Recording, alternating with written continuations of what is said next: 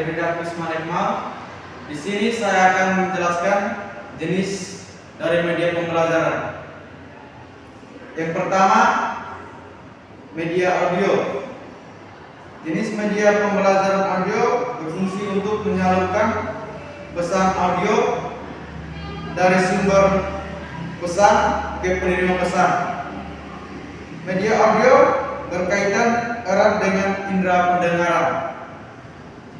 Dilihat dari sifat pesan yang diterima, media audio dapat menyampaikan pesan verbal, lisan atau kata-kata, maupun non-video, bunyi-bunyi dan vokalisasi. Contoh dari media audio seperti radio, tape, telepon, laboratorium bahasa, dan lain-lain. Yang kedua, media visual. Jenis media pembelajaran visual adalah media yang hanya mengandalkan indera penglihatan. Jenis media pembelajaran visual menampilkan materialnya dengan menggunakan alat proyeksi atau proyektor.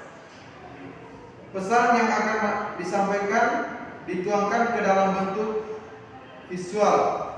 Selain itu, fungsi media visual juga berfungsi untuk menarik perhatian, memperjelas sajian ide, menggambarkan fakta yang mungkin dapat mudah untuk dicerna dan diingat. Jika disajikan dalam bentuk visual, jenis media pembelajaran visual dibedakan menjadi dua, yaitu visual diam dan visual gerak. Yang ketiga, media visual diam. Contoh dari media visual diam ini seperti foto, ilustrasi, flashback, flashcard, gambar, pilihan dan potongan gambar, film, bingkai, OHP, grafik, bagan, diagram, poster, peta, dan lain-lain. 4. Media visual gerak. Contoh dari media visual gerak seperti gambar-gambar proyeksi, bergerak, film bisu, dan sebagainya. Yang kelima, media audiovisual. Jenis media pembelajaran audiovisual merupakan media yang mampu menampilkan suara dan gambar ditinjau dari karakteristik media audiovisual. Dibedakan menjadi dua, yaitu media audiovisual diam dan media audiovisual gerak. Yang keenam, media audiovisual diam. Contoh dari media audiovisual diam seperti TV diam, film rangkai bersuara, halaman bersuara, buku bersuara. Yang ketujuh, media audiovisual gerak. Contoh dari media audiovisual gerak seperti film TV, film bersuara, gambar bersuara, dan lain-lain. Yang kedelapan, media serbaneka.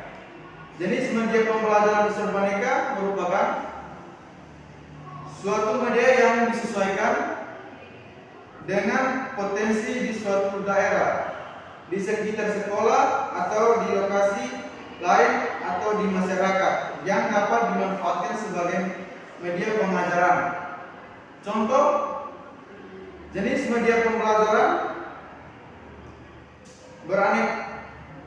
serbaneka diantaranya adalah papan tulis, media 3 dimensi, realita, dan sumber belajar pada masyarakat. Papan yang termasuk dalam media ini di antaranya papan tulis, papan buletin, papan flanel, papan magnetik, papan listrik, dan papan paku.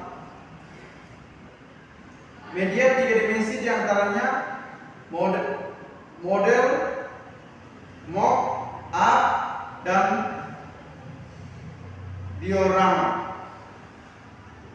Realita adalah benda-benda nyata seperti apa adanya atau aslinya. Contoh pemanfaatan realita misalnya guru membawa kelinci, burung, ikan, atau dengan mengajak siswanya langsung ke kebun sekolah atau ke peternakan sekolah.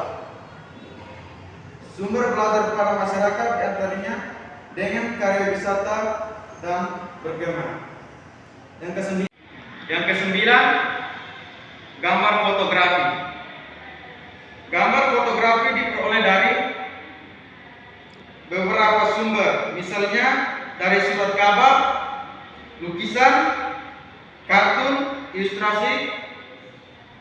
Foto yang diperoleh dari berbagai sumber tersebut dapat digunakan oleh guru secara efektif dalam kegiatan belajar mengajar dengan tujuan tertentu.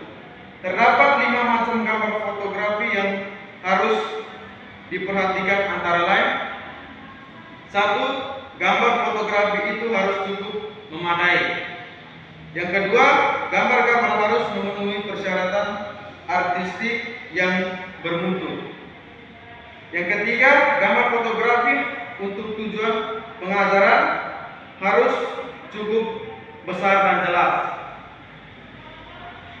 Yang keempat, validasi gambar, yaitu apakah gambar itu benar atau tidak.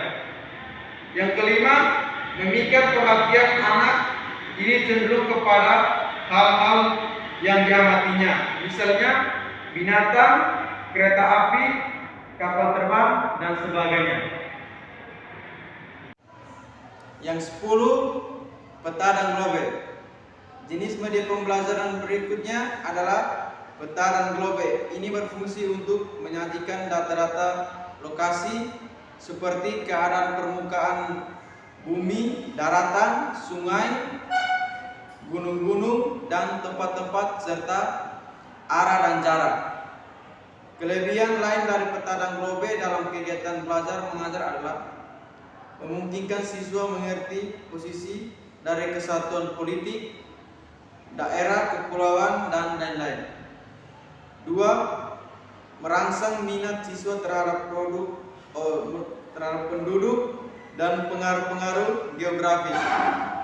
3. Memungkinkan siswa memperoleh gambaran tentang imigrasi dan distribusi penduduk, tumbuh-tumbuhan, dan kehidupan hewan serta bentuk bumi yang sebenarnya. Sekian dan terima kasih.